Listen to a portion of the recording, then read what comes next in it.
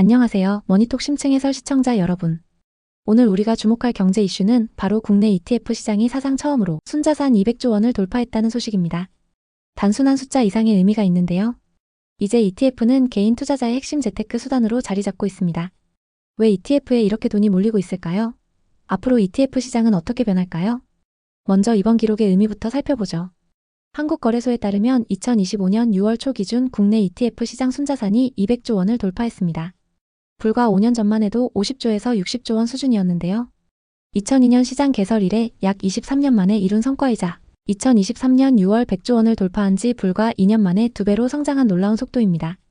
최근 금리 고점 논란과 주식시장 변동성이 커지면서 ETF가 안정적이고 분산된 투자 수단으로 각광받고 있는데요.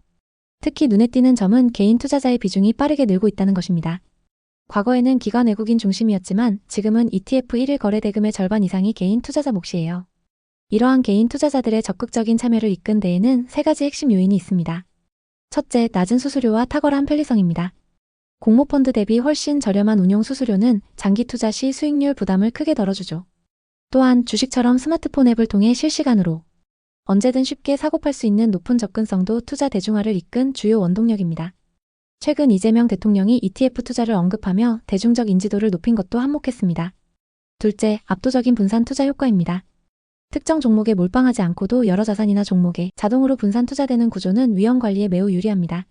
소액으로도 다양한 자산군에 효율적으로 투자하며 개별 종목 리스크를 줄일 수 있다는 장점이 개인 투자자들을 끌어모았습니다. 셋째, 혁신적인 상품 다양화와 매력적인 테마형 ETF의 등장입니다. 과거 코스피 200 등 지수 추종에 집중되었던 ETF 시장은 이제 상상할 수 없을 정도로 다양한 상품들을 쏟아내고 있습니다. 국내외 주식 지수는 물론 채권, 원자재, 부동산 등 투자할 수 있는 자산군이 넓어졌습니다. 특히 인공지능 AI, 로봇, 2차 전지, 우주항공 등 최신 트렌드를 반영한 테마형 ETF들이 본물처럼 출시되면서 투자자들의 흥미를 유발하고 특정 산업의 성장에 쉽게 투자할 수 있게 된 것이 큰 영향을 미쳤습니다. 그럼 구체적으로 어떤 ETF가 요즘 특히 인기일까요? 1. S&P 500 나스닥 100 등 해외 지수 추종 ETF. 전통적으로 가장 많은 자금이 몰리는 스테디셀러입니다. 애플, 마이크로소프트, 엔비디아 등 글로벌 대형 기술주에 소액으로도 쉽게 투자할 수 있기 때문이죠. 2. AI 반도체 로봇 등 테마형 ETF. 최근 AI 열풍에 따라 HBM, AI 반도체 관련 ETF의 폭발적인 자금 유입이 이뤄지고 있습니다. 대표적으로 타이거 AI 반도체 코덱스 2차 전지 ETF가 대형 히트 상품으로 자리 잡았습니다. 3. 채권형 ETF. 연 3%에서 4%대의 금리를 비교적 안정적으로 노릴 수 있어 중장년층과 은퇴자층에서 수요가 급증하고 있습니다.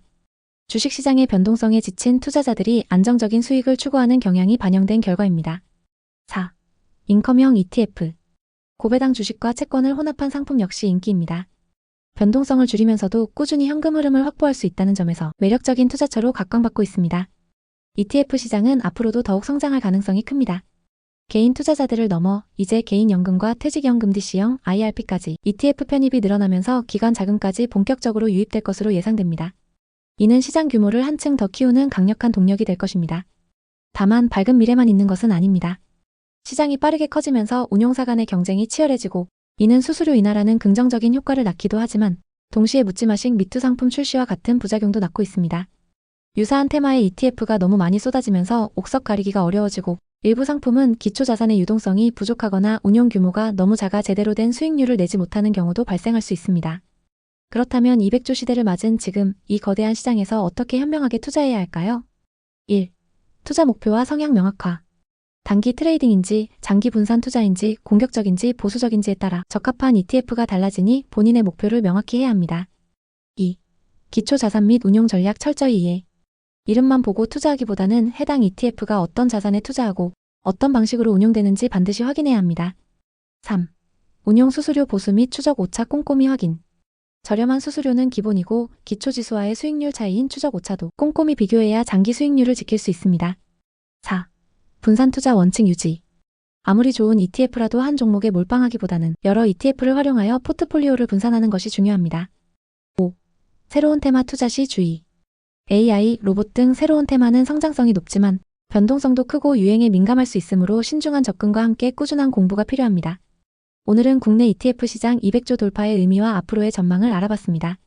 ETF는 이제 단순한 트렌드가 아니라 장기 투자 전략의 핵심 수단이 되고 있죠. 오늘의 경제 이야기 머니톡 심층 해설 어떠셨나요? 더 깊은 경제 통찰을 원하신다면 구독과 좋아요, 알림 설정 잊지 마세요.